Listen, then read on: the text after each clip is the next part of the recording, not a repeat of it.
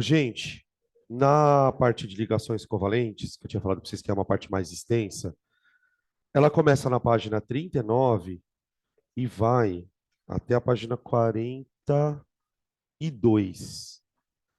Por que que eu coloquei tanta coisa de ligação covalente? Porque, na verdade, dentro do pacote ligação covalente, a gente tem ligação covalente comum, ligação covalente dativa ou coordenada, não sei como é que vocês aprenderam. Depois eu tenho polaridade de ligação covalente, depois eu tenho geometria molecular e depois eu tenho polaridade molecular. Tudo isso faz parte do pacote. Então, na verdade, a gente, por isso que eu falei para vocês, esse assunto a gente provavelmente vai ficar estudando hoje e na semana que vem, de manhã e à tarde, porque tem bastante coisa para estudar. Então, vamos começar bem do começo. Né? A ligação covalente, primeiro, né, o que significa a palavra covalente? De maneira simples, covalente é sinônimo de compartilhamento. A gente viu lá no estudo da tabela periódica que os átomos podem ter comportamento de doadores ou receptores de elétrons. Bem, quando um átomo tem tendência a doar e esse átomo se aproxima de um outro que tem tendência de receber, é a ligação iônica, a ligação perfeitinha. Um doa, outro recebe, um fica positivo, um negativo, os caras se atraem e deu. Só que na natureza existem outras maneiras dos átomos se associarem. A ligação covalente é uma ligação onde os dois átomos vão ter tendência de receber elétron. Então, eu vou escrever aqui algumas características do tipo de ligação. Então, os átomos ligantes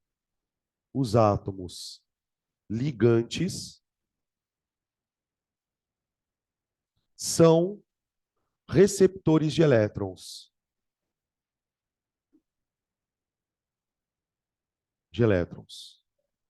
Ou seja, a gente está falando de ametais.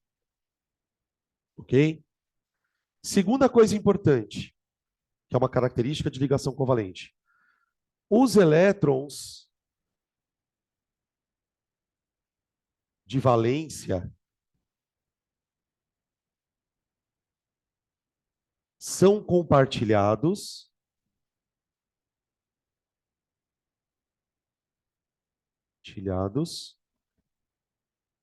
aos pares.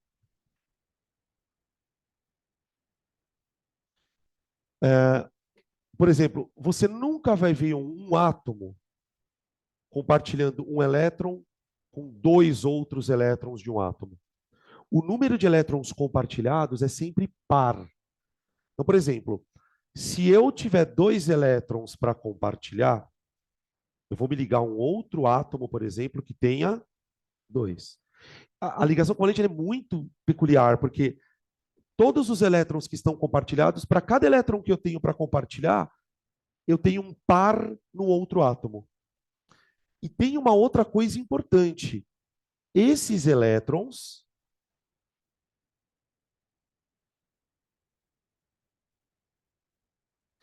uma coisa importante antes disso. Os elétrons que a gente vai compartilhar são elétrons da camada de valência. Ou seja, nesse quesito, é bem parecido com a ligação iônica. Um átomo, para fazer ligação iônica, ele vai doar ou receber na camada de valência. Aqui ele vai compartilhar na camada de valência. Esses elétrons compartilhados estão desemparelhados no átomo de origem.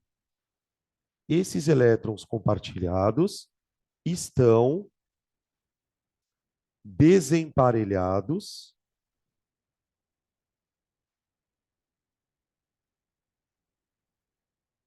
nos átomos de origem. Entenderam por que gás nobre não faz ligação? De origem. Se você fizer a distribuição eletrônica de qualquer gás nobre, sem exceção, do hélio até o criptônio, radônio, você vai perceber que nenhum elétron está desemparelhado do átomo de origem. Então, por exemplo, se eu for um átomo e eu vou me ligar com alguém, eu só consigo compartilhar elétrons meus que estiverem desemparelhados. Então, se eu tiver um elétron desemparelhado e você tiver um elétron desemparelhado, a gente se liga.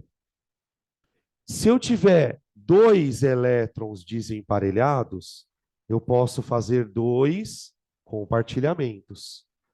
O número de ligações que um átomo vai fazer está diretamente relacionado a isso aqui, ao número de elétrons desemparelhados.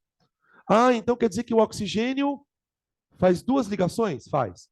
Portanto, ele tem dois elétrons desemparelhados. Ah, o nitrogênio faz três ligações? Faz. Portanto, ele tem três elétrons desemparelhados. Tá?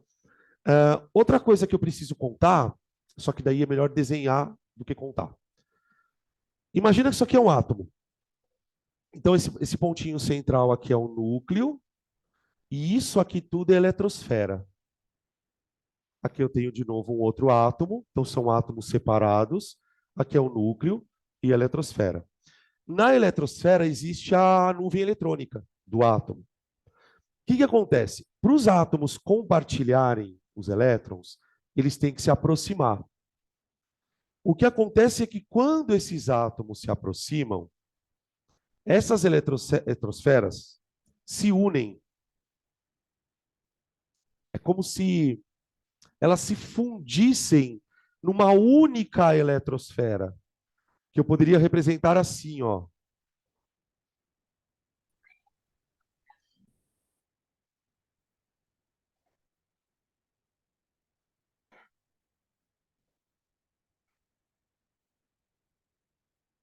Ó.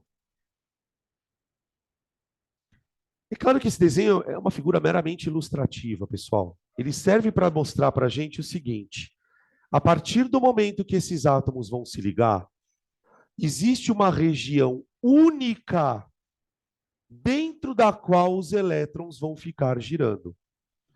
Então imagina, por exemplo, que esse átomo tem um elétron para compartilhar. Ele vai ficar aqui o elétron. Compartilhar, compartilhar, compartilhar. Aqui tem um outro átomo com elétron. Compartilhar, compartilhar, compartilhar. A partir do momento que esses átomos de fato estiverem compartilhando os elétrons vão ficar orbitando dentro desta região. Essa região a gente pode chamar de nuvem covalente, é um termo que a gente usa, nuvem covalente. Ou eu também posso chamar de um jeito mais chique, de orbital molecular. O que é um orbital? É uma região onde o elétron está, grosseiramente falando. Geralmente, quando a gente pensa em orbital, a gente pensa num orbital de um átomo. Quando dois átomos se unem, eu formo uma região onde eu vou encontrar um par de elétron e eu vou chamar isso porque agora eu tenho uma molécula e agora eu vou chamar de orbital molecular. Então, aqui dentro estão contidos os elétrons compartilhados. Tilhados.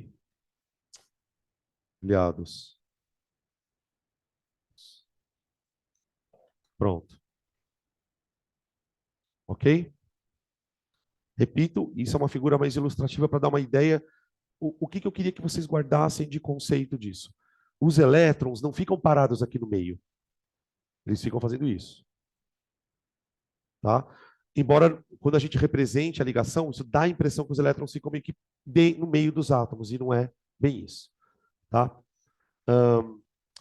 Primeira coisa que eu vou fazer, então, eu vou quando a gente estudou ligação iônica, lembra que eu falei para vocês, olha, vamos fazer uma tabela de cátions e ânions para poder montar as moléculas?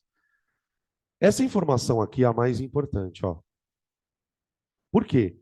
Se eu sei quantos elétrons estão desemparelhados, eu sei quantas ligações um átomo faz. Então, a primeira coisa que a gente vai fazer aqui é criar uma tabela de átomos ligantes. Tabela de átomos ligantes. Gente, Quando eu falo em ligação covalente, eu estou falando de ligação entre ametais. Estou falando de ligação entre ametais.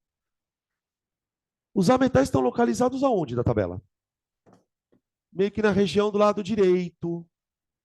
Nós estamos falando especificamente de família 3A, 4A, 5A, 6A e 7A. Qualquer ametal que você procure na tabela periódica estará localizado em uma dessas famílias. Tá?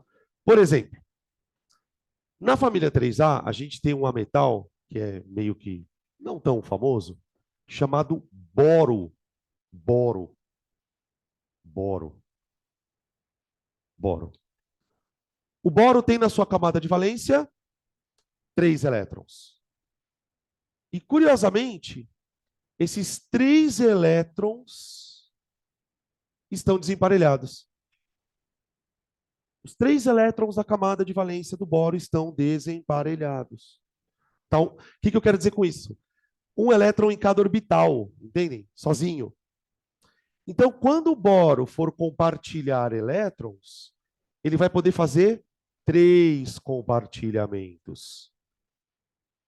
Então, eu vou dizer que o boro é trivalente. Tá? Faz 3 ligações, trivalente. Na família 4A, eu vou destacar o mais famoso deles. Carbono. Primeira coisa que você aprendeu quando você teve aula de orgânica. Carbono é tetravalente. O carbono tem na sua camada de valência 4 elétrons. E os 4 elétrons estão desemparelhados. Então, o carbono pode não, ele vai fazer 4 compartilhamentos. Não interessa se a ligação é simples, dupla, tripla, ele vai fazer 4 compartilhamentos. Da família 5, eu posso destacar 2. O nitrogênio e o fósforo. Ô, gente, um elemento da... Eu não sei se vocês lembram, eu falei isso para vocês um dia, mas já faz um tempo, que tem um truque para você saber quantos elétrons o cara tem desemparelhados.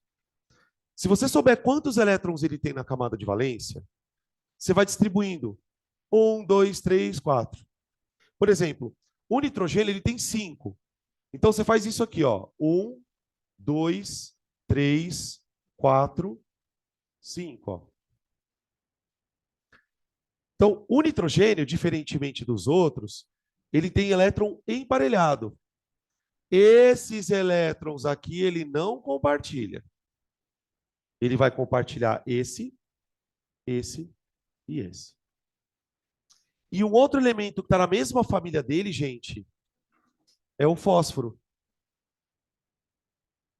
É o fósforo. Mesma coisa, ó. Mesma coisa. Tá? Da família 6, eu vou destacar 2. Oxigênio, enxofre. 6 elétrons da valência. Ó o macete. 1, 2, 3, 4, 5, 6. 2, 4, 5, 6. Está vendo que na distribuição eletrônica eu tenho 2 desemparelhados.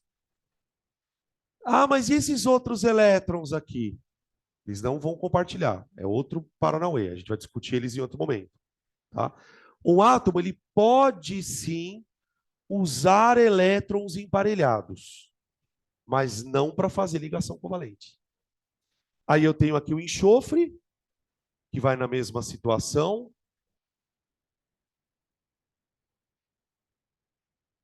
E aí na 7A, eu acho que aqui tem mais representantes. Eu tenho o flúor, o cloro, o bromo e o iodo. Vou colocar só um, tá, gente? Para não ficar repetindo muito a história.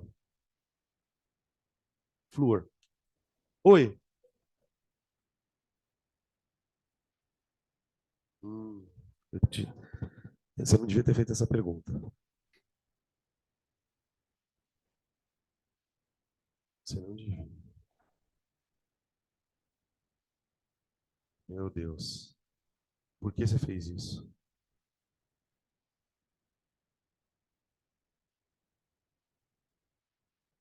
E agora que você fez essa pergunta, agora eu vou acabar com você. Não, você vai ver, você vai chorar agora. Pode ligar para o seu terapeuta.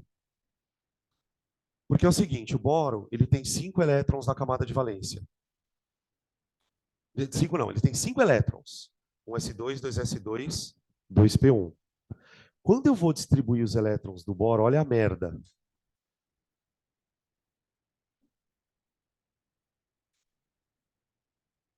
Hã? Ok? Não parece ser verdade isso que eu estou falando, né? E agora eu vou provocar mais ainda a situação. Alguém foi enganado a vida inteira. Alguém foi enganado a vida inteira.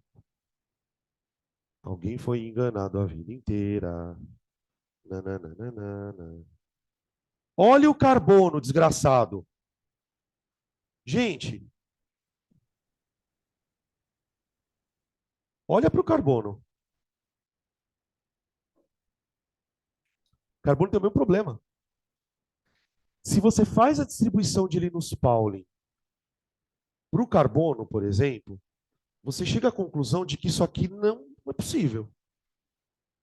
Só que na natureza o carbono faz isso.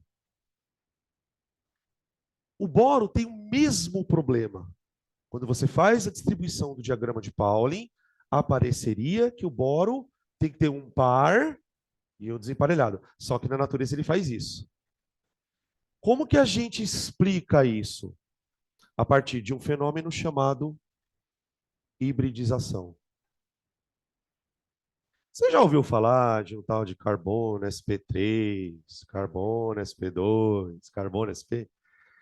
Para a gente explicar isso, a gente vai ter que desenvolver a teoria de hibridização. Eu não vou falar sobre ela agora, porque eu acho ela mais importante falar na orgânica. Mas, em resumo, eu vou te dizer o seguinte. Alguns elementos, como por exemplo o boro, como por exemplo o carbono, desenvolvem um mecanismo desemparelhador de elétron. É mais ou menos o seguinte. Está vendo que o boro, veja que isso aqui é um orbital S. E aqui eu tenho orbitais P. Você concorda que esses orbitais estão no mesmo nível de energia? 2s, 2p. Então, eles têm energia muito próxima.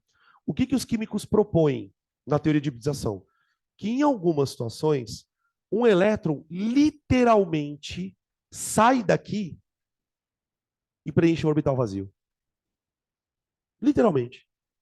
E isso aconteceria com o carbono também.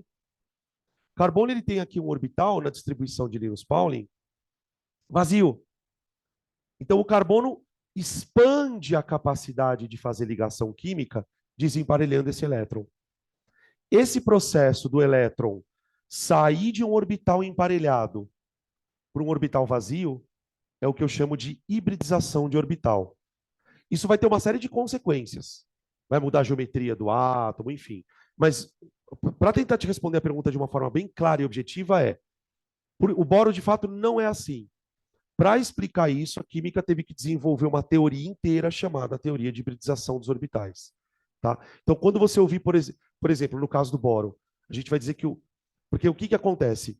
Quando o boro, vamos dizer assim, tira o elétron daqui e passa para cá, esse processo é chamado de hibridização. Mas existem vários tipos de hibridização. Existe hibridização SP, SP2, SP3, SP3D, SP3D2, tem vários tipos. O fósforo pode fazer isso. Mano, tem uma molécula de fósforo que é PCl5. O fósforo está fazendo 5 ligações. Peraí, deixa eu fazer aqui no canto, para os caras de asa não ver. Tem uma molécula de fósforo que é o PCl5. Para existir uma molécula de PCl5, o fósforo precisa fazer 5 ligações. Só que quando você olha para o fósforo aqui, ó, ele tem um par de elétron. Então, o que a teoria da hibridização vai propor? Em algumas situações, o fósforo hibridiza e desemparelha. Então, tipo assim, resumidamente, o que é a hibridização? Ela é um mecanismo Desemparelhador de elétron.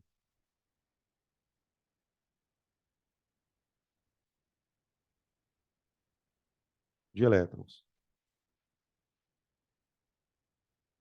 Tá? A gente vai falar sobre isso depois com mais calma, mas é mais ou menos essa a ideia, tá? Beleza. É, tá, continuando. Então, ó, gente, isso. Ah, esqueci de colocar o flúor, né? Um, dois, três, quatro, cinco, seis e sete. Ô, gente, todos os elementos da família dos halogênios, todos têm essa configuração de camada de valência, tá? Monovalentes, bivalentes, trivalentes, tetravalentes, trivalentes e dane-se o octeto, tá? Até porque a gente vai ver que o octeto vai ser burlado em algumas situações. Por exemplo, o boro aqui, ele faz quantas ligações? Três. Então ele vai ter quantos elétrons na camada de valência? Seis. Porque ele vai emparelhar, né? Então ele já não obedece ao octeto, tá? Tudo bem? Tá. O que eu vou fazer agora? Desenhar a estrutura.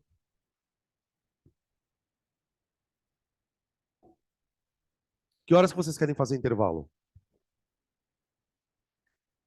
Hã? Não, os caras querem intervalo aqui. Vocês querem intervalo ou vocês querem ir no pau? Ah, gente, vocês não têm vontade. Assim. Continua? Então vamos. É que tinham perguntado para mim. Ah, o que você quer dizer com diminuir um pouco o ar? O que você está sentindo? Conta para mim. Frio? Ah, isso aí não tem jeito. É impressionante, gente. Isso quando ela não, quando ela coloca música, né? Meu Deus do céu. Meu Deus. É que eu respeito, então assim, não vou ficar falando minha opinião, né? Meu Deus.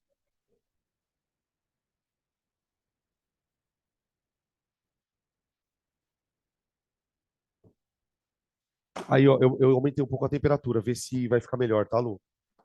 Se continuar frio, você me avisa. Bom, representação das estruturas.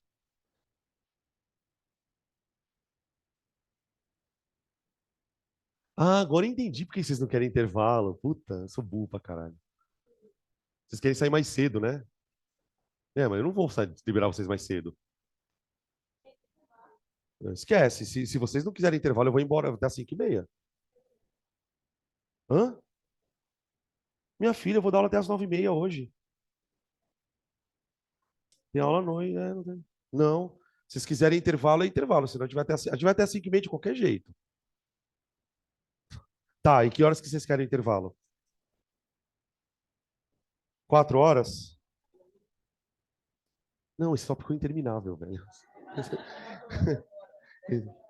Não, eu vou fazer o seguinte: eu vou começar a parte tranquila do tópico, e depois vocês voltarem, eu venho a parte chata, a parte difícil. Essa parte aqui é uns 10, 15 minutos. Quando a gente. O que acontece, gente? Quando um elemento vai fazer ligação covalente, ele vai pegar esses elétrons aqui, ó, e vai compartilhar. Ok. Eu posso fazer isto de maneiras diferentes. Eu posso representar os compartilhamentos de maneiras diferentes, que são as famosas fórmulas estrutural e eletrônica. Basicamente é isso.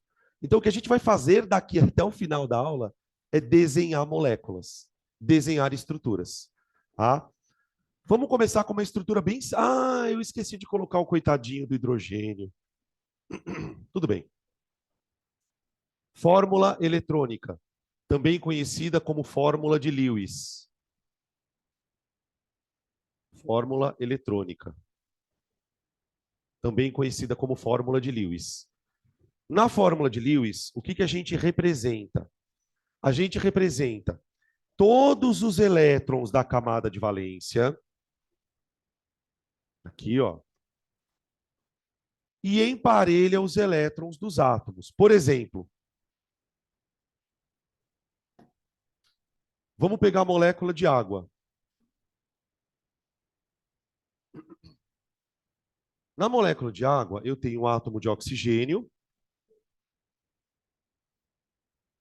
A gente costuma falar, no caso da molécula de água, não só no caso da água, mas em várias outras, que existe um elemento central. O oxigênio seria um elemento central da molécula, porque é nele que os hidrogênios vão se ligar. Então, olha como eu desenhei o átomo de oxigênio. Com os elétrons, os 6 elétrons. Os elétrons desemparelhados eu coloquei um de cada lado. Aí eu queria também fazer um comentário que alguns alunos perguntam. Fala assim, Dan, faz diferença eu desenhar os elétrons assim, ó, ou assim? Não. Contanto que você desenhe eles desemparelhados. Não interessa se você está desenhando um para cada lado, como nessa figura, ou assim, ó. O que importa é que você desenhe dois desemparelhados, tá? Aí eu vou conectar ali os hidrogênios. Então eu vou colocar aqui um hidrogênio. Vocês devem lembrar que o hidrogênio tem um elétron só, né? Aqui, ó. E aí eu faço isso, ó. Pronto. Isso é um compartilhamento. Aqui eu tenho um outro compartilhamento. Ó. Aí, uma coisa importante. Lá, quando a gente usa a teoria do octeto como parâmetro, né? Eu sei que uma molécula está estável quando todos os átomos estão com o octeto. Nesse contexto que a gente está estudando, como que eu justificaria que a água é estável? Se você olhar para a molécula de água, não tem nenhum elétron desemparelhado de valência. A partir do momento que você tem uma estrutura onde todos os elétrons estão emparelhados, essa estrutura está estabilizada quimicamente. Basicamente essa é a ideia, tá? Isso é chamado de fórmula eletrônica. A outra que a gente usa pra caramba na orgânica.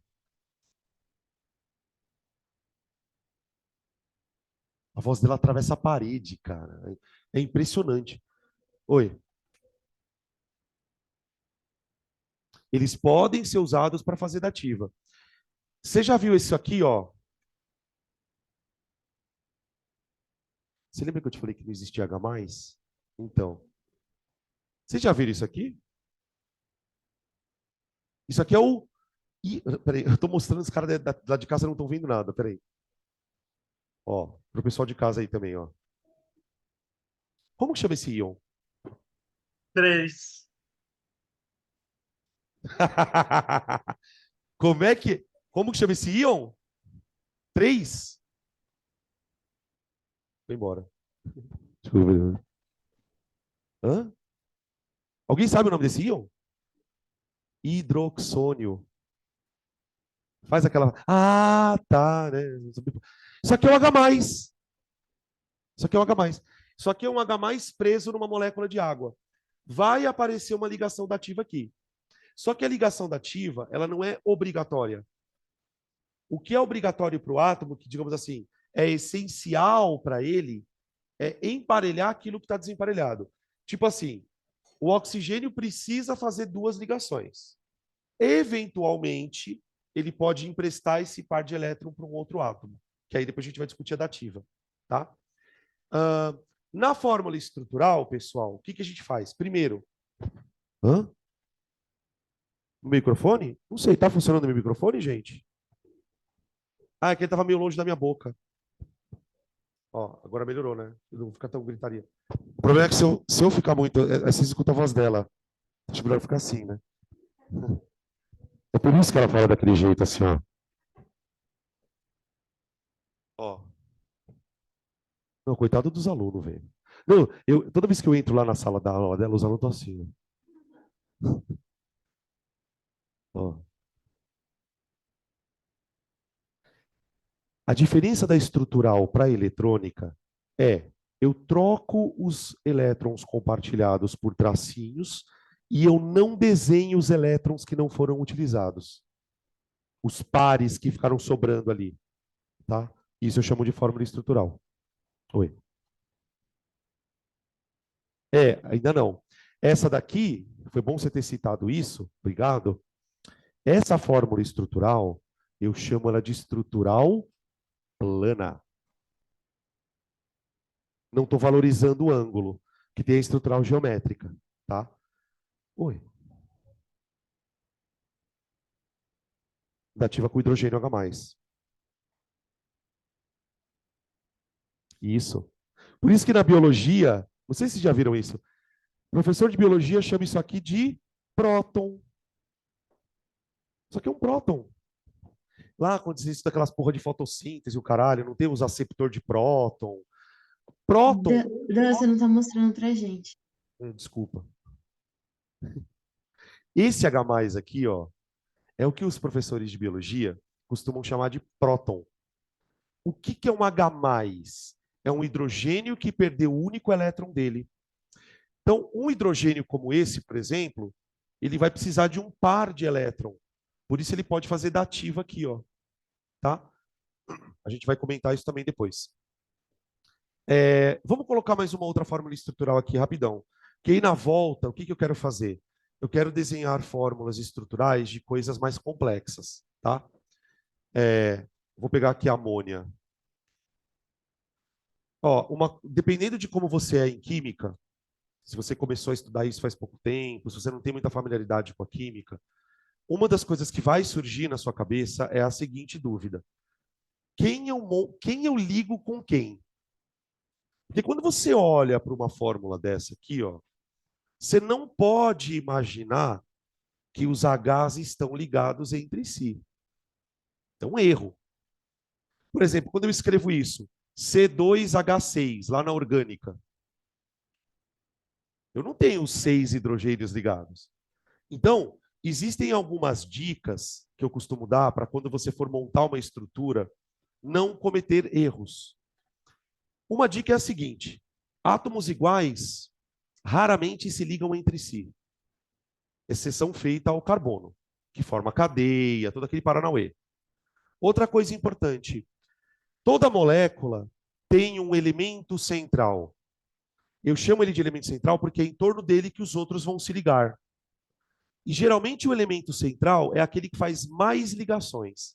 Então, por exemplo, aqui eu tenho um nitrogênio, que é trivalente, e eu tenho o hidrogênio, que é monovalente. Então, o elemento central é o nitrogênio. Então, eu faço isso aqui, ó. Coloco os elétrons dele, da camada de valência dele, ó, e vou emparelhar os hidrogênios. Acabou. Emparelha, emparelha, emparelha, emparelha.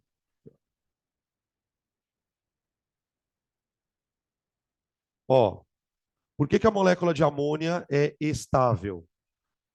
Porque não tem nenhum elétron desemparelhado na estrutura. Na fórmula estrutural plana, eu faço isso.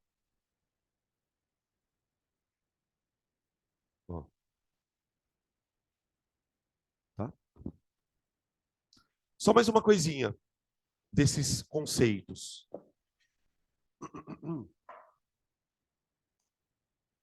Ligações múltiplas. Nesses desenhos que eu estou mostrando aqui, um átomo está fazendo compartilhamento com outro, um átomo está fazendo compartilhamento com outro.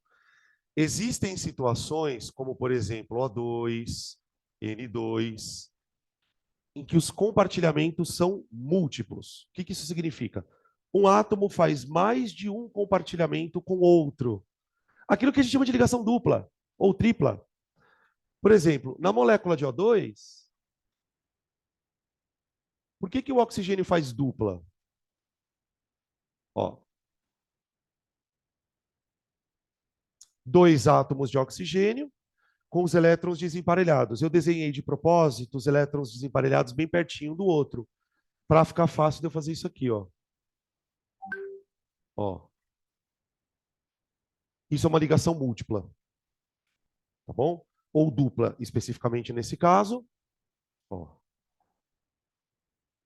Então, o que a gente percebe, né? Os comportamentos se reproduzindo. O oxigênio, ele vai fazer dois compartilhamentos. Podem ser dois compartilhamentos simultâneos ou dois aqui separados. Mas ele é bivalente. Não tem mudança, tá? E aqui o nitrogênio fazendo tripla.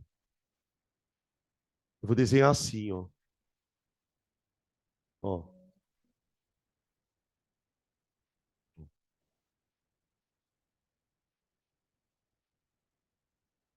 Não entendi? Mais ou menos. É aqui que aparece a história do sigma e pi. É mais ou menos assim. Quando a gente for discutir hibridização, eu vou falar disso, mas mais ou menos assim. Para que uma ligação se forme, dois orbitais precisam se encostar. Só que o orbital ele tem uma forma. Imagina que esse canetão seja um orbital, tá? Que tem um elétron. E esse canetão é um outro orbital. Quando dois orbitais vão interagir para formar uma ligação química, pode acontecer duas coisas.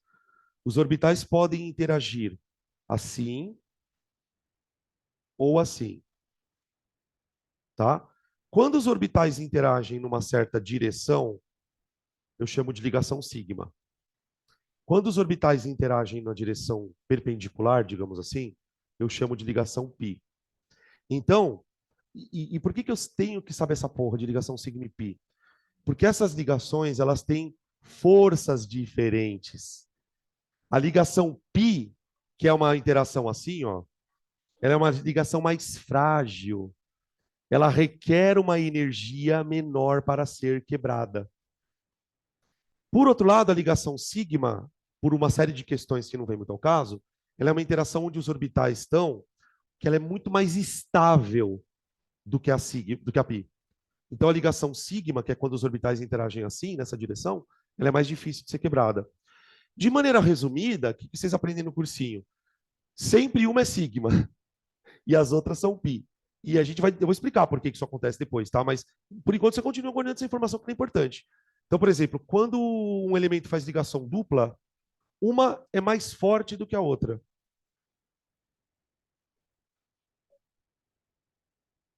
É por isso. É a sobreposição. Você tem sobreposição frontal, que é o que vai dar origem à ligação sigma, e sobreposição lateral. Porque o orbital em si, ele tem uma forma meio assim, ó. Ele parece um croquete. Imagina um croquetinho. E o elétron está meio que no croquetinho aqui.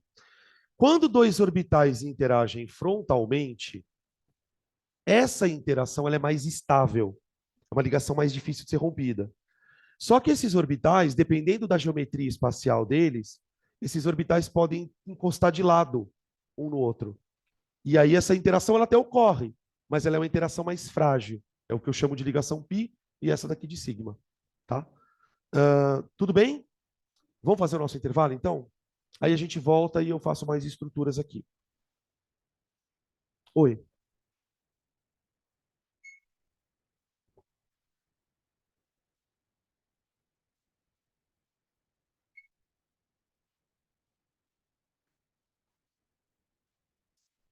Eu não sei se tem um padrão para isso. O que eu posso dizer em relação à força de ligação? Em geral, ligações triplas são mais fortes do que duplas, que por sua vez são mais fortes do que simples. Agora, dentro da simples, por exemplo, tem a ver com a distância dos átomos, enfim, mas não tem um padrão para isso. Tá? Oi.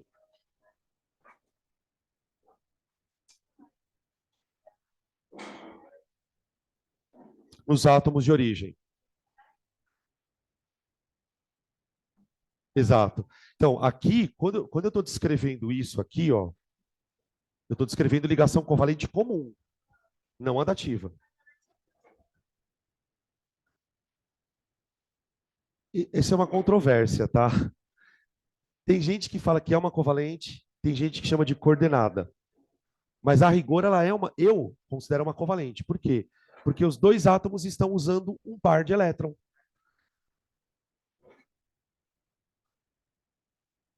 É só para dizer que o par de elétron veio de um átomo só.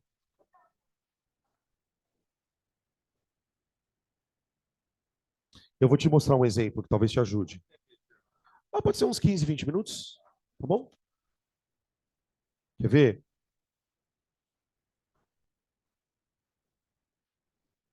Ó,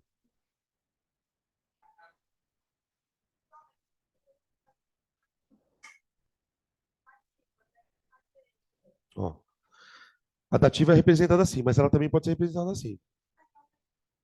Então, mas como que você vai saber que isso é uma dativa?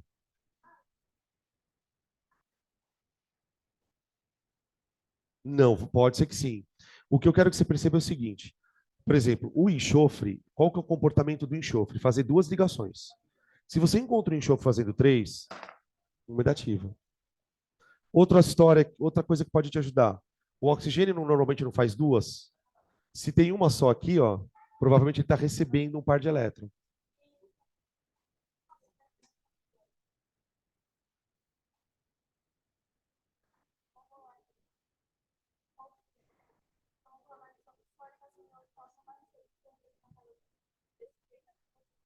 Não, só desse jeito. Não tem fórmula estrutural. Não tem fórmula estrutural. Tá? Você só representa o átomo um pertinho do outro mesmo. Isso mesmo.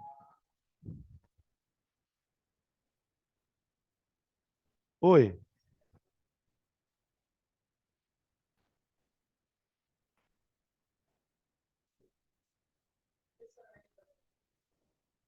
Sempre na camada de valência. As outras eu esqueço elas. Tá? Eu vou pausar aqui o vídeo, gente.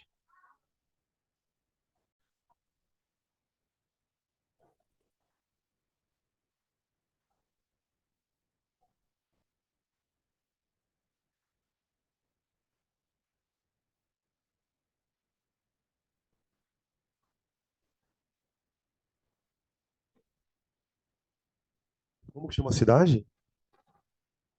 Arapuã. Quantos quilômetros é daqui?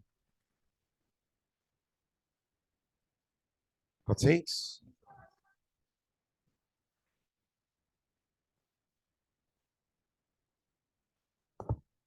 Como é que é? Tem mais... Ah, que bom. É bom assim. Quando eu cheguei aqui em Cuiabá tinha tanta árvore, agora não tem mais. É verdade, nossa, tinha muita árvore aqui.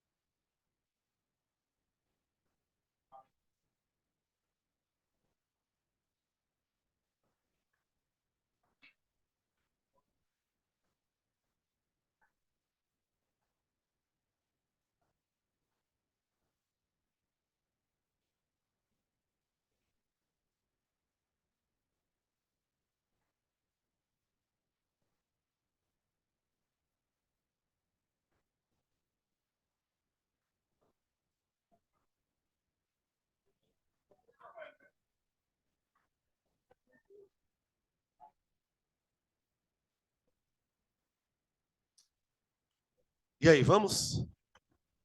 Ô, gente, nessa última parte da aula, eu quero aproveitar, como a gente está estudando ligação covalente, eu quero aproveitar para que nós possamos fazer estruturas de moléculas famosas. Quando a gente fala de ligação covalente, de maneira geral, a gente está falando de compostos do tipo ácidos e compostos orgânicos, de maneira geral.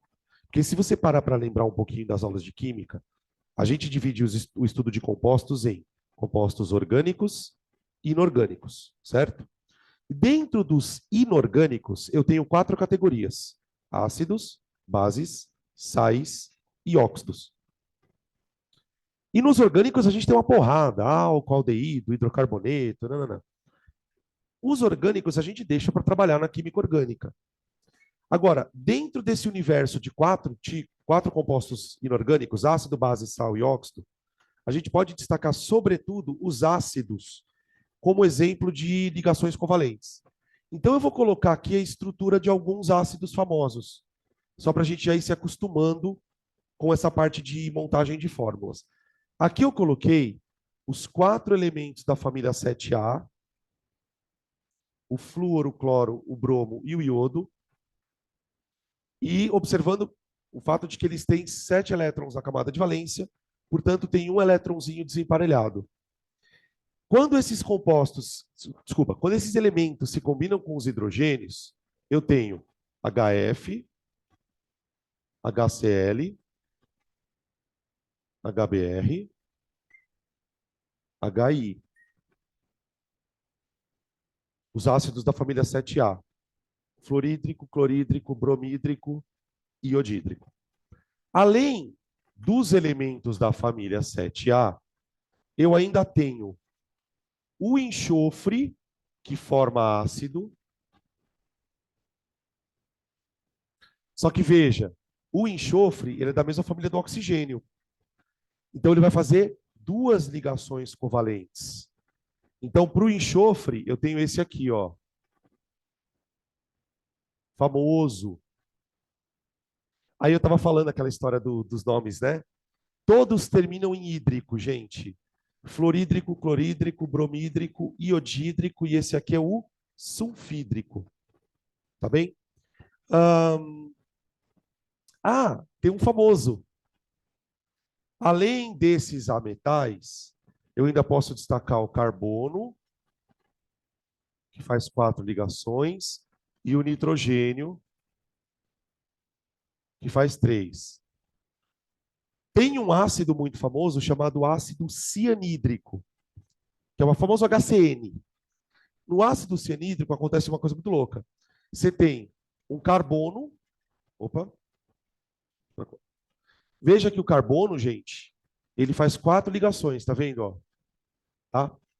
E o nitrogênio faz 3. Então, a estrutura do ácido cianídrico, ela é assim, ó. Tá? HCN. E aqui, a gente não está dando muita importância para aquela história da geometria molecular. E aí eu queria citar um outro ácido, que é o ácido carbônico. Que é o ácido carbônico. Que é esse aqui, ó. H2CO3. Ó. H2CO3. Olha que loucura aqui, ó. Aqui eu tenho um carbono, que seria o elemento central. O carbono tem 4 elétrons, tá vendo? Ó? 4 elétrons. Nessa estrutura, ele está fazendo uma ligação dupla com o oxigênio e mais 2 ligações simples, uma com cada oxigênio. E o oxigênio, por sua vez, está ligado ao hidrogênio. Aqui, ó. Tá? Só um comentário importante, que vocês vão lembrar disso, porque eu estou ligado que vocês sabem. Pelo fato desses caras serem ácidos, toda vez que você colocar esses compostos em água, eles vão liberar o hidrogênio H+, não vão? Então, por exemplo, quando o hidrogênio sai com carga positiva, significa que ele sai sem o elétron. Então, imagina, por exemplo, eu tirar um hidrogênio daqui, ó, sem o elétron. O elétron vai ficar com o flúor. E aí o flúor se torna o fluoreto. Quando eu tirar o hidrogênio daqui, sem elétron, ele vai deixar o elétron no cloro. Vai ter o cloreto. Então, quando eu estava falando para vocês que todo ácido está associado a um ânion, isso tem a ver, de fato, com a perda do hidrogênio. Quando a gente for desenhar os ácidos na aula de ácidos, todos, a gente vai desenhar todos, porque assim, aqui você tem uma parte deles, né? Tá faltando vários aqui. A gente vai ver esse processo de sair o hidrogênio e deixar o elétron na molécula, tá? Beleza? Aqui uns exemplos de moléculas com ligações covalentes. Aí tem algumas outras moléculas que vale a pena a gente desenhar também, porque vocês sabem que são famosas. O CO2 é uma molécula famosa, gás carbônico, tá? Aqui o carbono ele já está fazendo 2 duplas com os oxigênios, tá?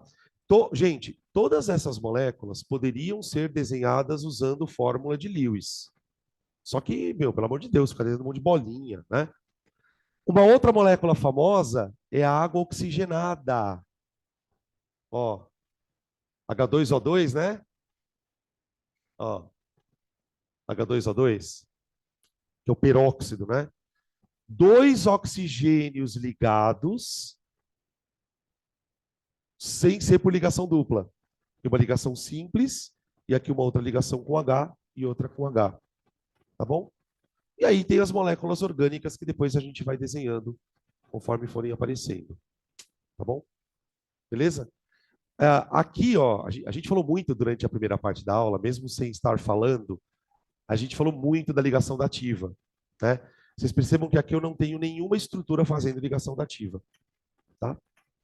Ok até aqui? Então vamos falar da ligação dativa. Vamos falar dela. Oi. Como é que eu posso responder isso? Sim. Você vai acostumar. Não é decorar. Você vai acostumar. É por repetição, tá? É, de tanto que a gente acaba desenhando, você acaba meio que internalizando a estrutura. Porque aí a gente entra naquele problema que eu comentei no final da primeira parte da aula, né? Quando eu escrevo assim, ó, H2CO3, que é basicamente isso aqui. Como que eu vou saber que a estrutura do ácido clorídrico tem um carbono rodeado com oxigênio, com hidrogênio? É só de tanto se observar mesmo. É, como é que eu posso dizer? Esse foi um dos trabalhos mais difíceis da química, tentar desvendar a estrutura de uma molécula. Quando a gente fala em desvendar a estrutura de uma molécula, é saber de que maneira os átomos estão ligados, tá? É, e aí a gente vai percebendo alguns padrões que eu estava citando na aula passada, no final da primeira parte.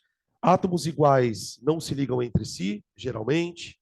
Geralmente o elemento central é o elemento que tem mais quantidades, que é capaz de fazer mais quantidade de ligações. Nos ácidos, por exemplo, os hidrogênios estão sempre nas extremidades da molécula. A gente costuma dizer, até na orgânica, né, que o hidrogênio é um elemento de extremidade. Por quê? Porque ele só faz uma ligação. Então, por exemplo, você nunca vai ver um hidrogênio, por exemplo, no meio da molécula. Tá? Então, essas coisas você vai meio que acostumando mesmo. Tá? Oi. Então, é bem raro isso acontecer, né? Tanto é que peróxidos são substâncias bem raras. Um, o oxigênio, O2, N2, são casos esporádicos. Agora, por exemplo, uma coisa que você nunca vai ver um oxigênio fazer, cadeia. Tipo, não tem O4, O5, O6, tá? Então, átomos iguais raramente vão se ligar. Por isso, você pode perceber que moléculas diatômicas são poucas mesmo, né? H2, Cl2, O2, N2, acabou praticamente, tá? Beleza? Bom, vamos falar da dativa. Estava discutindo ali com a Luísa que essa ligação dativa ela pode ser chamada de dois jeitos. Eu não sei como é que você aprendeu.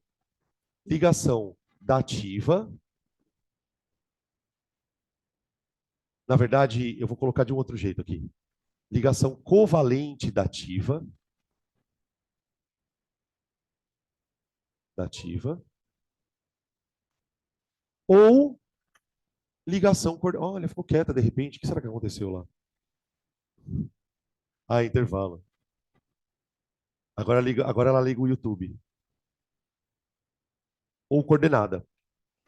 Tá? O nome mais moderno da ligação, né, o jeito mais moderno de se referir a essa ligação é usar esse termo coordenada. Por que a gente costuma chamar essa ligação de covalente dativa? Ah, não, peraí, deixa eu só. O parênteses tem que terminar aqui, gente.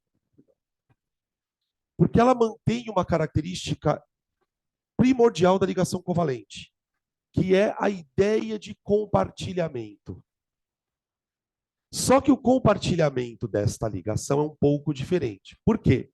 No primeiro caso, o compartilhamento acontecia de que maneira? Era um elétron de um átomo, outro elétron do outro, sendo que esses elétrons estavam desemparelhados. Na ligação coordenada, qual é o principal mecanismo aqui? Então você vê, ó, nesse tipo de ligação,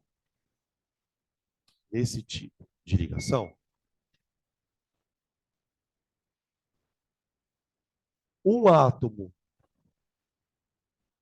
já estabilizado, já estável, compartilha um par eletrônico disponível.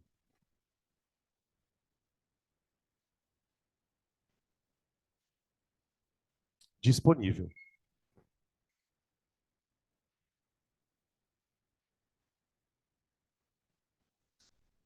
Então, qual que é a ideia principal da ligação coordenada ou ligação dativa? Um átomo já se estabilizou, ok? Esse átomo já estável, ele vai ter elétrons sobrando que vão ser compartilhados aos pares com outro átomo.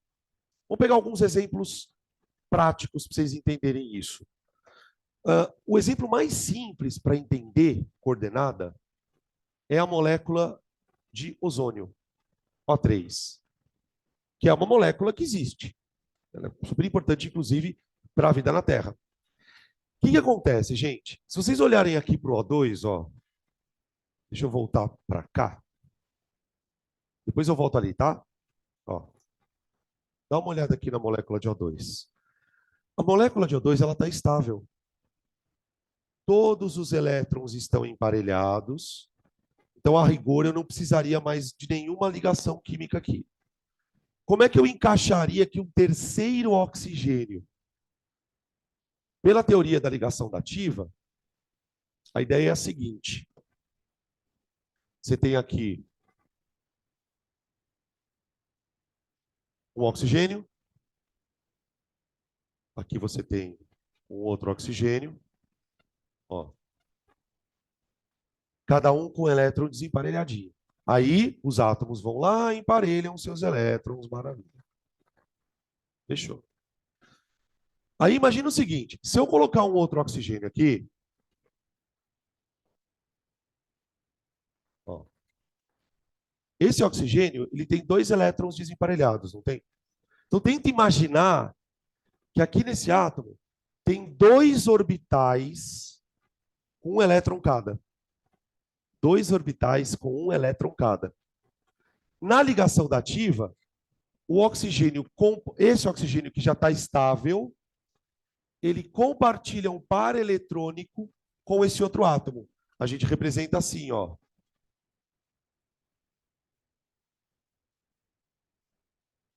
Supostamente, cada elétron vai ocupar um orbital aqui, ó. Cada elétron vai ocupar um orbital. Vem um elétron aqui, vem um elétron aqui. Tá?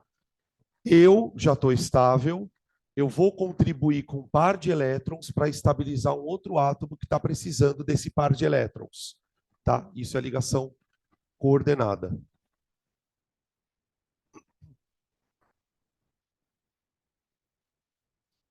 Ela acontece muito em alguns ácidos também.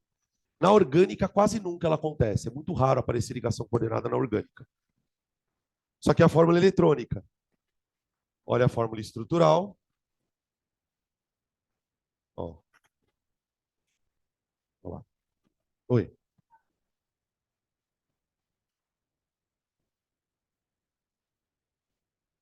Sim. Só compartilha para poder estabilizar o outro. Tipo, é que assim, é difícil a gente... Essa pergunta é um pouco... Como é que eu posso explicar isso?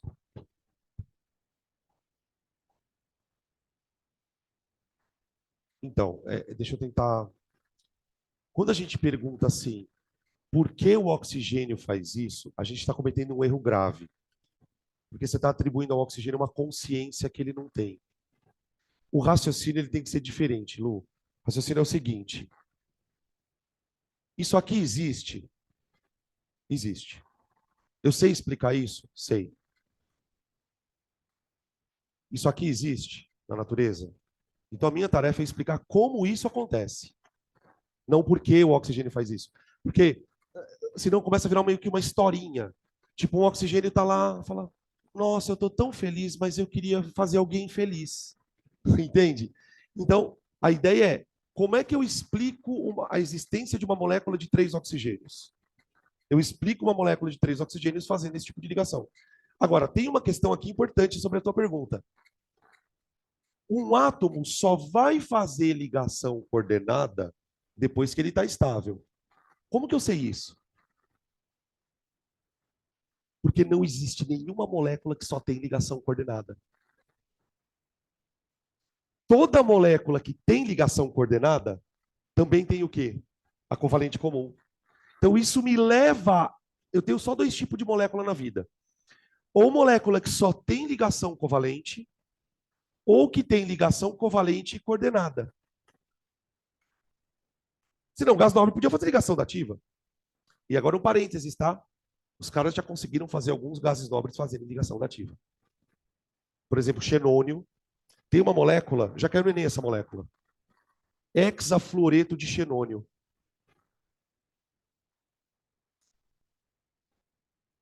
Só que é difícil fazer isso acontecer em laboratório. Só que não existe na natureza. Nenhuma. Não tem nenhuma, não tem nenhuma finalidade, não tem nenhuma utilidade prática. É que os caras, sabe aquele tipo, não tem o que fazer, vamos tentar inventar alguma merda. Mas, por exemplo, não é todo gás nobre que faz ligação. Por exemplo, o hélio você não vai fazer ele fazer ligação nem fudendo. O xenônio ele até consegue fazer ligação porque ele é um átomo maior. Então, enfim. Então, a gente observando a natureza, a gente começa a perceber que a ligação dativa é uma ligação secundária. Ou seja, o átomo ele precisa fazer a covalente. Depois ele pode estabilizar alguém para fazer dativa, tá? Quer ver outro exemplo de molécula famosa que tem ligação dativa? Vixe, aqui tem várias, cara. Vamos lá, vai, óbvio. Ó, ó, ele, ácido sulfúrico. No ácido sulfúrico, o elemento central é o enxofre.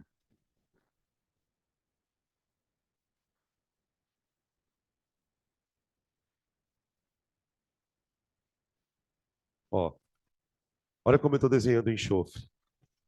Eu desenhei os 6 elétrons, tá?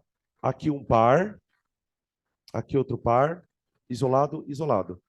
Agora olha o que eu vou fazer.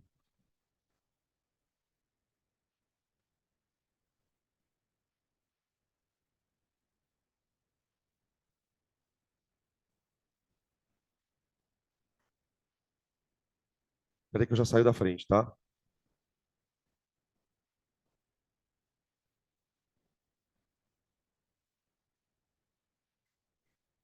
Ó, enxofre.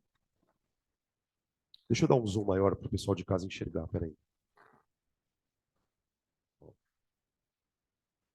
Ó, enxofre. Aqui uma covalente com O, que por sua vez faz uma covalente com H. Aqui uma outra covalente com O, que faz uma ligação covalente com H. Eu apaguei um elétron sem querer aqui, ó. Dá uma olhada nessa estrutura. Percebe que não tem nenhum elétron desemparelhado? Tá. No ácido sulfúrico, quantos oxigênios eu tenho? 4. Os outros 2 oxigênios vão ser estabilizados por dativas. O enxofre tem par de elétrons sobrando aqui, ó.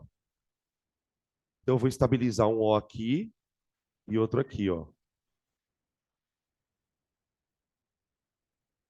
Ó,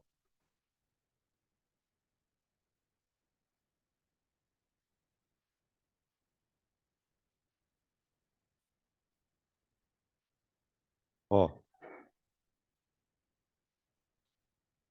Ele é o elemento central. Aí, em cima do que o Lund também perguntou. Nos ácidos, as estruturas elas são extremamente previsíveis. Por quê? Todo ácido vai ter o hidrogênio, evidentemente, o oxigênio e um elemento ametálico.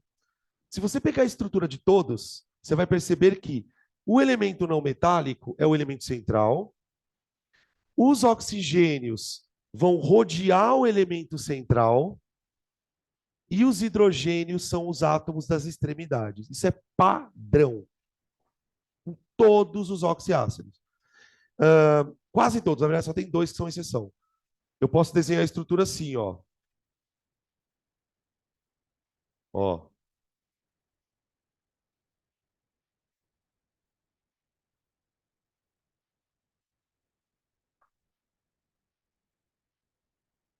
ó a estrutura aqui, ó. Peraí, deixa eu carregar a caneta aqui.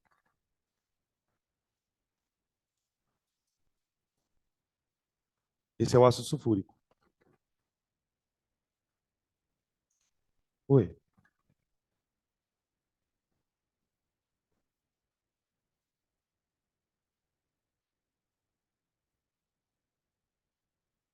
Ah, é só para ficar mais fácil de desenhar, tá? Só para ficar. Na verdade, aqui você tem dois, dois, um sozinho, tá? É só para ficar mais fácil de desenhar mesmo. Ó, no final das contas, quantas ligações o enxofre está fazendo? 4, só que duas obrigatórias e duas facultativas, né? Como seria o primo desse ácido? O sulfuroso, que é o H2SO3. É só tirar um O daqui, ó. Hã? Professor, Oi. necessariamente vai ter que desenhar com a setinha? Você tem alguma sugestão para isso? Não, só para saber mesmo. Então, eu estou te perguntando isso pelo. Hã? Então, eu tô falando isso pelo seguinte: existe uma outra maneira de você desenhar uma ligação dativa, que é assim, ó.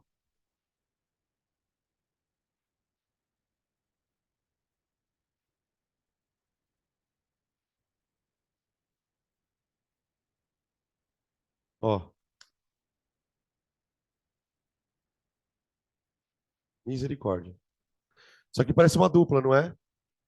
E ainda posso fazer assim, ó.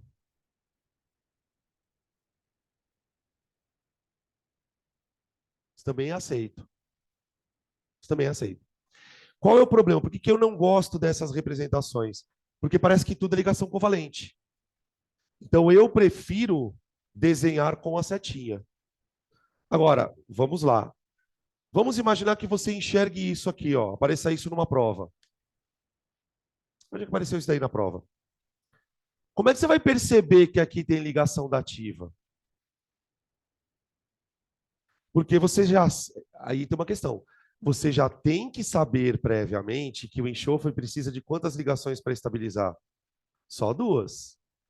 Se você vira o enxofre fazendo um monte de ligação, mano, pode crer que aqui tem dativa. Por isso que eu prefiro deixar ele assim, ó.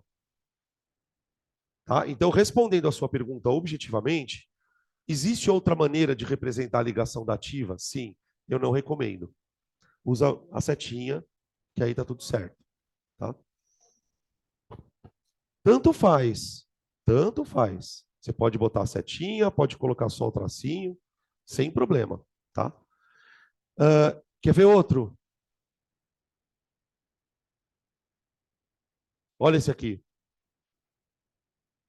Deixa eu voltar a câmera aqui para vocês. Agora a gente vai tentar fazer uma coisa diferente. Desafio. Vamos tentar deduzir como é a estrutura do nítrico. Isso aqui se chama ácido nítrico. Ó. Acabei de falar uma coisa para o Lund, eu vou repetir de novo. Existe um padrão nos ácidos. Elemento central, oxigênios e o hidrogênio na ponta. Então, o meu elemento central, obviamente, vai ser o N. Gente, olha para o nitrogênio.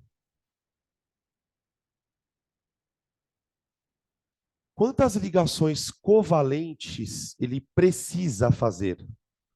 3. Se precisar, ele pode fazer uma dativa, não é? A dativa é facultativa. Então eu tenho que ligar o N, eu já vou fazer assim, de cara, ó. N,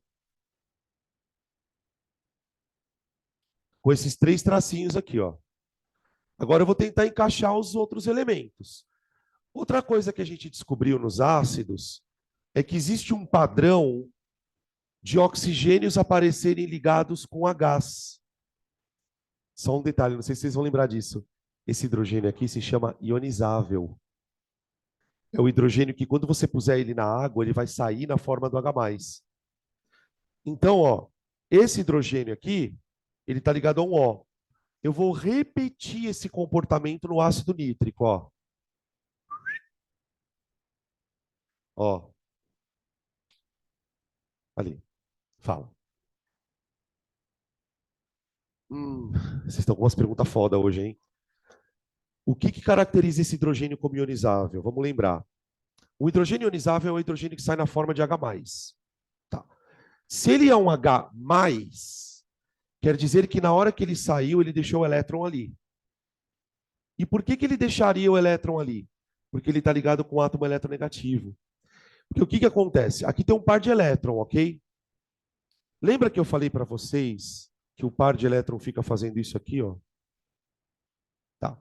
Acontece que, quando a ligação é feita com o átomo eletronegativo, muito eletronegativo, esse par de elétron ele fica mais tempo perto do átomo eletronegativo. Então, na hora que a ligação se quebra, o oxigênio fica com o elétron dele e mais o do H. Tanto é que nos oxiácidos, os hidrogênios ionizáveis estão sempre ligados ao O. Sempre ligados ao O. Tá? Aqui vai acontecer a mesma coisa, ó, esse hidrogênio é ionizável. Ele está ligado ao O, então na hora que a ligação romper, o oxigênio arranca o par de elétron dele. Tá? Não, com HFON também. Porque, ó. O que eu estou procurando? Ah. Oh.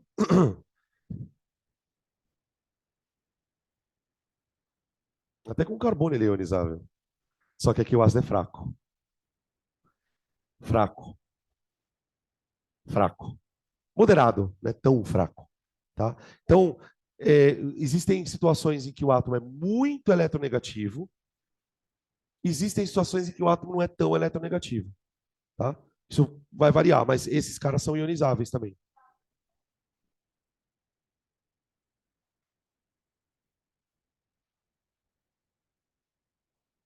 Puta, cada caso é um caso. Cada caso é um caso. Por exemplo, porque eu posso explicar, por exemplo, por que esses ácidos aqui ó, são fracos? O HCN e o H2S. Nesses casos, os ácidos são fracos porque a ligação não é muito polar. O átomo não é tão eletronegativo a ponto de puxar o elétron. Só que o flúor é um átomo eletronegativo pra cacete. Ou seja, em tese, ele puxa muito o par de elétron. Só que esse ácido é moderado. Porque aí existe um outro problema. Embora o flúor seja muito eletronegativo, ele é muito pequeno.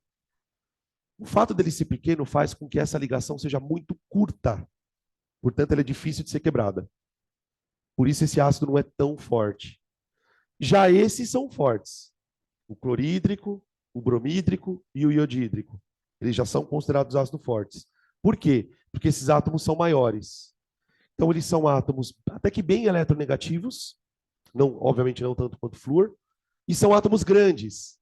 Então, a ligação é mais fácil de ser rompida. Ou seja, né, quem fala que a química é uma ciência exata não sabe do que está falando. Cada caso é um caso mesmo. Tá? Por isso que o professor liga e fala, ó, decora essa merda aí, foda-se. Isso aqui é moderado, isso é forte, forte. E cada ácido tem uma explicação diferente. Tá? Por exemplo, é o que eu falo, é o inferno. Esse ácido é fraco, ó. E tem H ligado a O.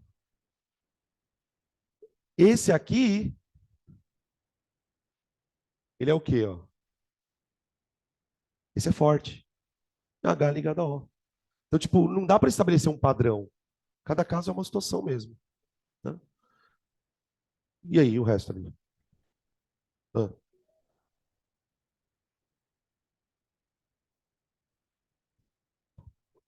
Sim, perfeitamente. Tanto é que ele é estável que ele existe. Assim, se uma coisa existe, é porque ele é estável o suficiente para isso. Sim.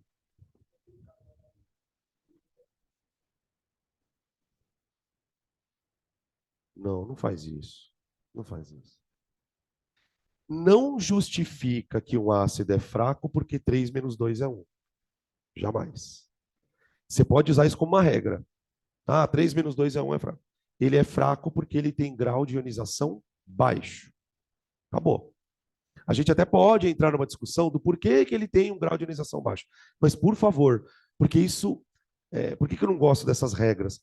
Porque isso começa a passar na cabeça da pessoa que é por causa disso. Então, por exemplo, 3 menos 2 é 1, então ele é fraco. Esse aqui é 4 menos 2 é 2, é forte, mas não tem uma relação para isso. A questão é o grau de ionização do ácido.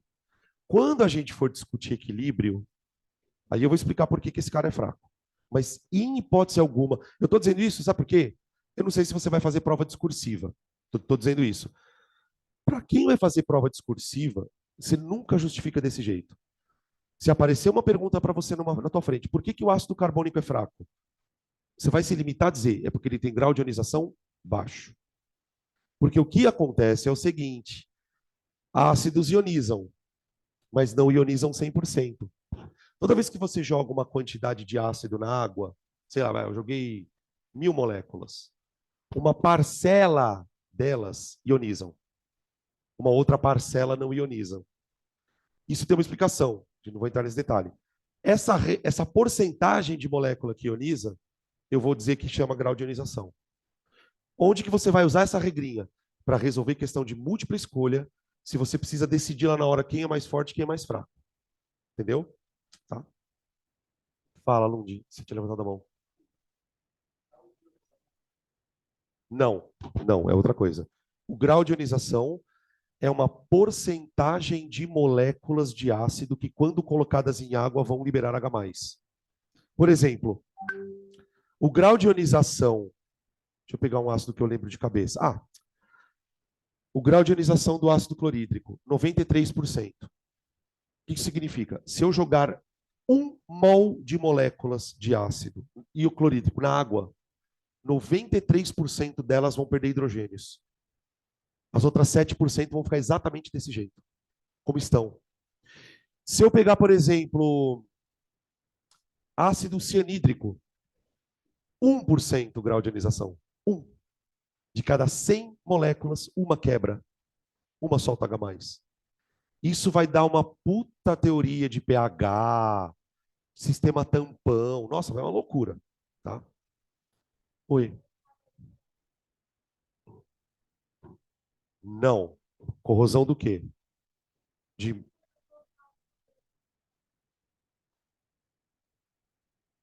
De forma nenhuma. Quem falou que ácido é corrosivo? Depende do que você está falando. Por exemplo, nenhum desses ácidos corrói ouro. Nenhum desses ácidos corrói ouro. Todos esses ácidos corroem zinco. Alguns desses ácidos mais concentrados podem corroer o cobre. Onde eu estou querendo levar teu raciocínio? A culpa não é do ácido. É de quem está junto com ele. Corrosão é um evento de oxidação. Ou seja, quando você diz que um ácido está corroendo um metal, o que ele está fazendo é oxidando ele. Este processo de oxidação ele pode ser feito com algumas substâncias, com outras não. Por exemplo, no caso eu gosto de citar o caso do cobre, porque o cobre é um metal meio foda. Se você jogar ácido clorídrico no cobre, ele pode corroer se o ácido clorídrico for concentrado. Se for diluído, não corrói. Já o zinco, não importa se o ácido é concentrado ou diluído, ele corrói sempre. Então, quando vocês ouvem, por exemplo, um ácido é corrosivo, ok, mas depende de quem está agindo nele, tá? Vocês não querem mesmo montar essa molécula, né? Já entendi. Vocês estão inventando um monte de pergunta para não montar essa merda. E aí? O que eu faço aqui agora? Boa! Aí, ó, já tá vendo? Aí. Fiz uma dupla. E agora? Dá ativa no outro, pronto. Só um detalhe, tá? Esse ácido existe. É o HNO2 nitroso. Esse aqui é o nítrico. Tá? Quer ver outro famoso? Vai, monta aí. Só que, peraí, o elemento central é o fósforo. Como que é a eletrosfera do fósforo? A camada de valência, perdão. Ó.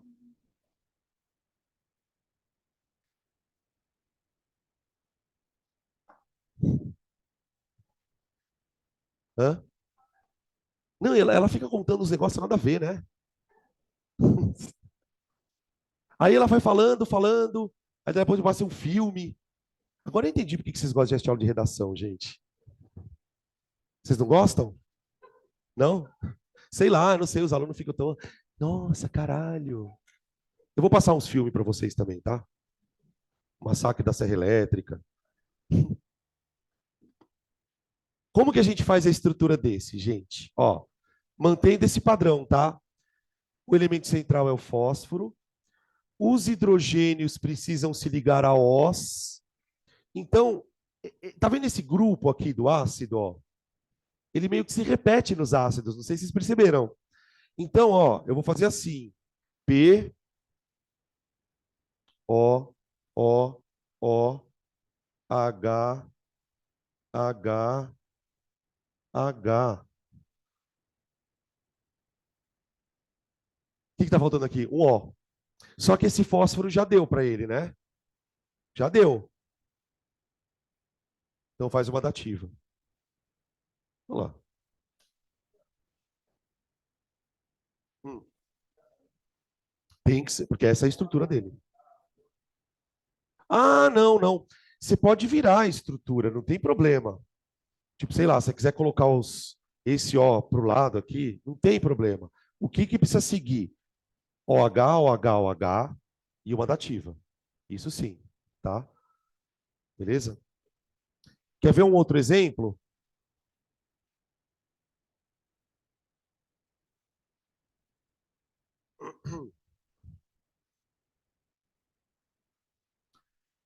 Quando a gente estuda ácido, a gente aprende que existem alguns elementos que formam vários ácidos. Por exemplo, o cloro. Vou colocar aqui uma lista, basicamente, de 5 ácidos que tem cloro na estrutura. Ó, clorídrico, esse aqui eu já sei, né? HCl. Só que olha esses aqui. Aí tem todas aquelas regras, né? Esse aqui é o clórico. Esse aqui, ó. Alguém lembra o nome desse? Per. Esse é o per. Esse, cloroso. E esse é o hipocloroso. Ó, o que eu quero discutir aqui é o seguinte, pessoal. Por que que o desgraçado do cloro forma tanto ácido diferente? Porque o cara tá cheio de par eletrônico sobrando. Cheio. Ou seja, o que ele mais pode fazer é dativa. Ele tem uma obrigatória para ele, que é a covalente. O resto é dativa. Então, por exemplo, qual é o ácido que tem mais oxigênio na estrutura? Esse aqui, ó. É o perclórico. Olha como é que ele é.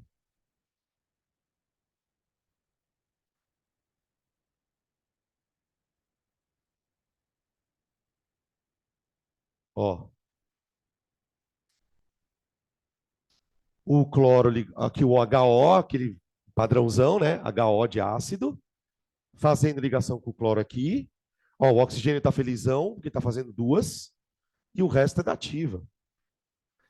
Agora, à medida que você vai tirando as dativas, que não são obrigatórias, você vai gerando os outros. Então, eu tenho o HCl. Então, se puder colocar a câmera um pouco mais para lá. Ah, esqueci, peraí, obrigado. Perdão. Acabei me esquecendo aqui, ó. Então, esse aqui é o que tem mais oxigênios, tá? Aí eu posso ficar tirando esses oxigênios daqui, ó. Esse aqui é o ClO3.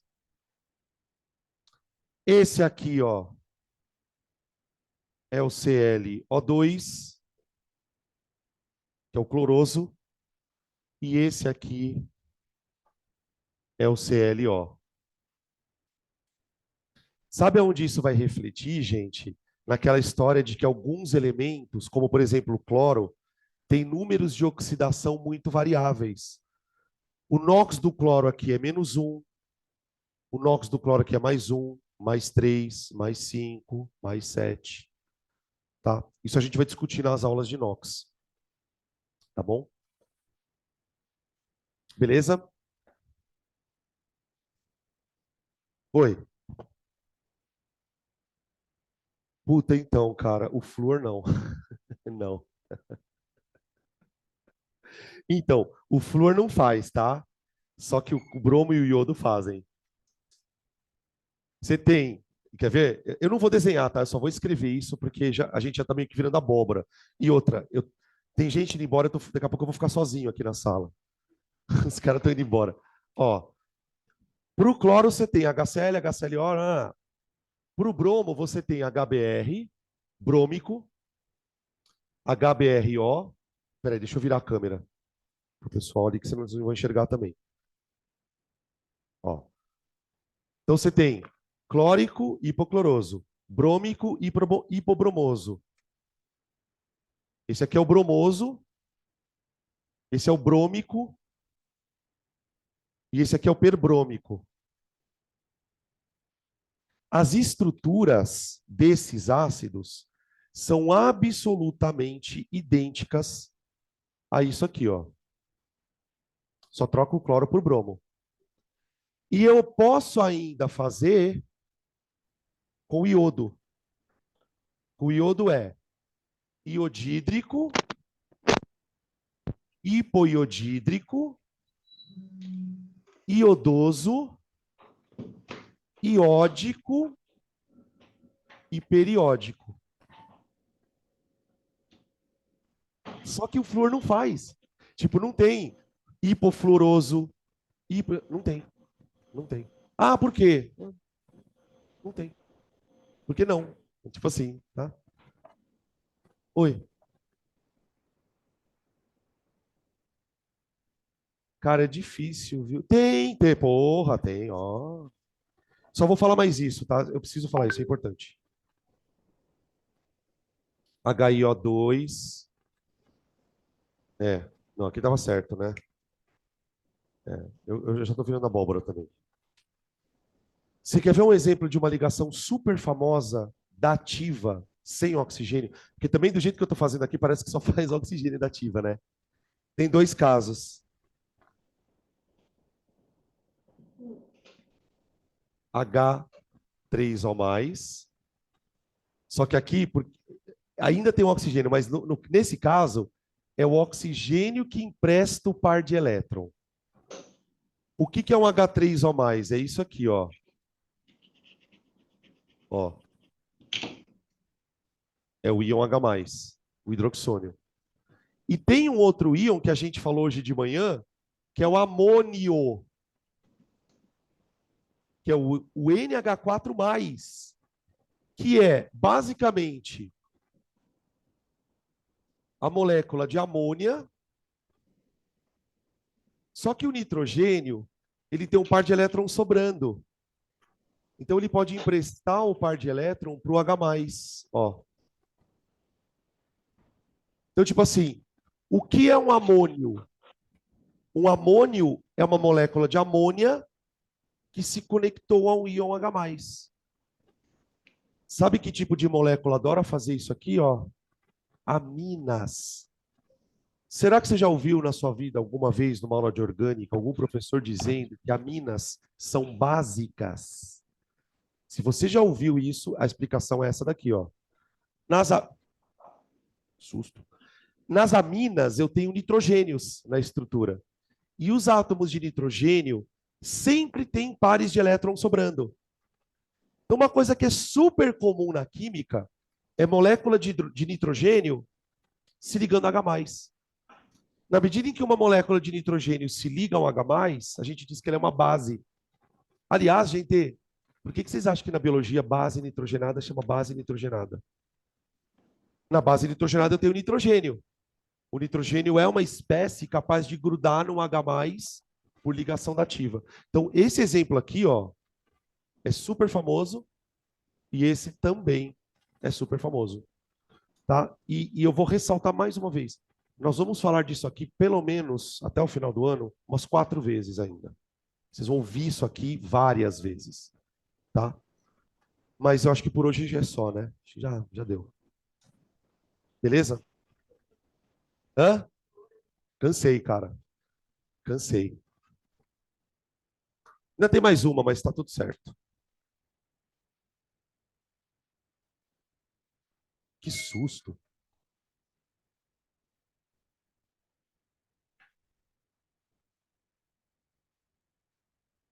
Pessoal de casa, vocês querem perguntar alguma coisa?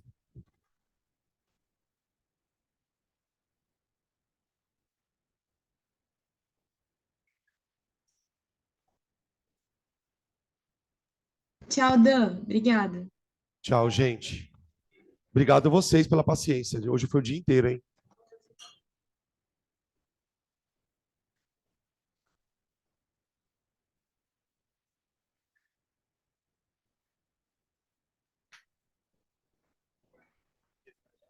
Posso.